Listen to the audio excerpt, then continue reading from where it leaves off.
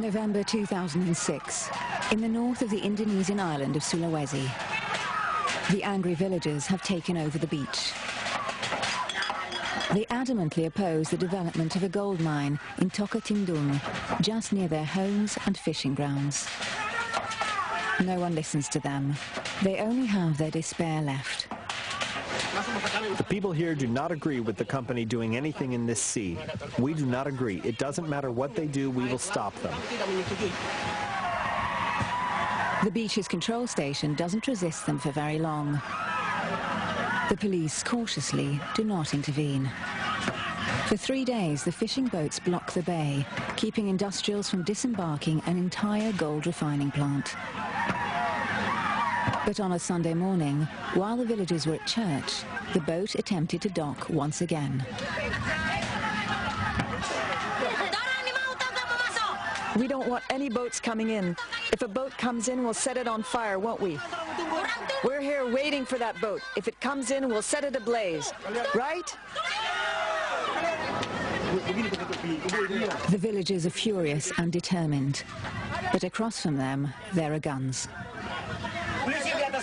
The police on the boat asked us, "Do you want us to shoot?" They said, "Clear off, clear off." I said, "Shoot if you want to, but we will not move because this is our home."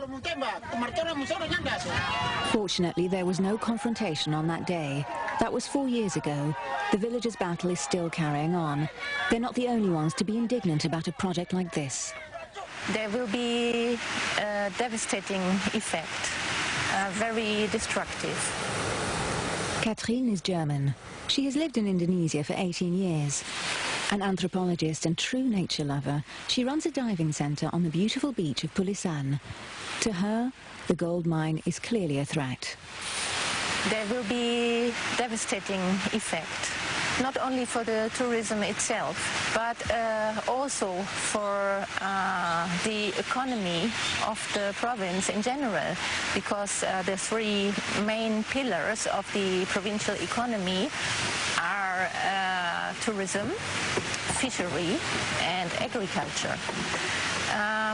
So tourism, of course, will be affected overall in damage to its image, yeah? Because if it's known to the outside world that this is a mining province, a gold mining province, the attraction is diminishing, yeah? Then the other effect is on the nature itself, because vast parts of the nature will be affected. If they dispose it into the sea, the tailings, yeah, the ocean will be polluted, contaminated. The Tokatindung mine is located about 35 kilometers northeast of Manado, the capital of North Sulawesi.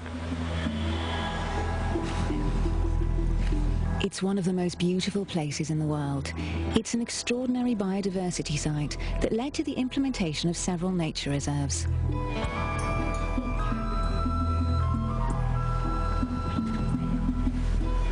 In this paradise between sea and sky, 18,000 traditional fishermen make a decent living from their activity. They are proud to be able to send their kids to school. The region also lives off of agriculture and tourism. The Lembe Strait, renowned for its extraordinary wildlife, attracts divers from all over the world. This harmony is now in jeopardy. It is here, in this bay, 3 kilometers from the coast, that the managers of the mine had planned to discharge its highly toxic tailings. They were allegedly supposed to remain on the ocean floor. But international marine biologists and oceanographers spoke out loudly against this solution. To them, the very strong local currents would have inevitably lifted the tailings back up, which would have contaminated the food chain.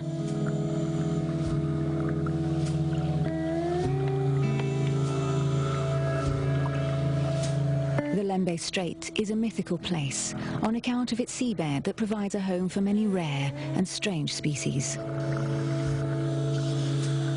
Divers and photographers come from all over the world to dip their flippers into the strait and encounter frogfish, pygmy and giant seahorses, nudibranches, blue two-ringed octopuses, leaf fish, stargazers, giant hairy anglerfish, Pegasus sea moths, and other rhinoperes.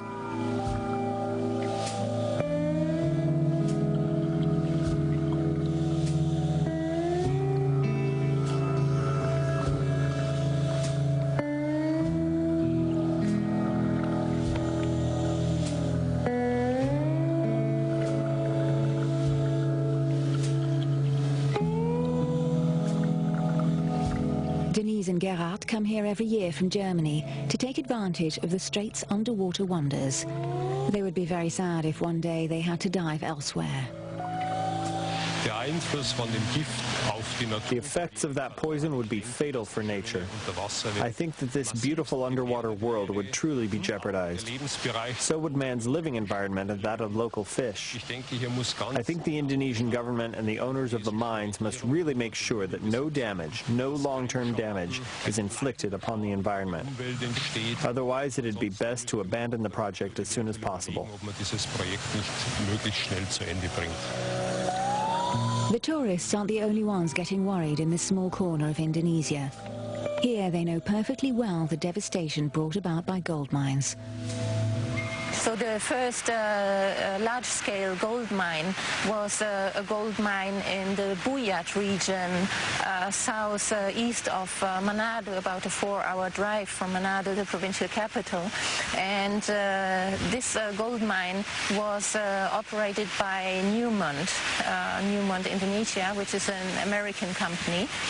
And actually it was closed down because of the devastating effects on the environment. They released the tailings into the sea, and up to now people in the area around Buyat village are suffering very much.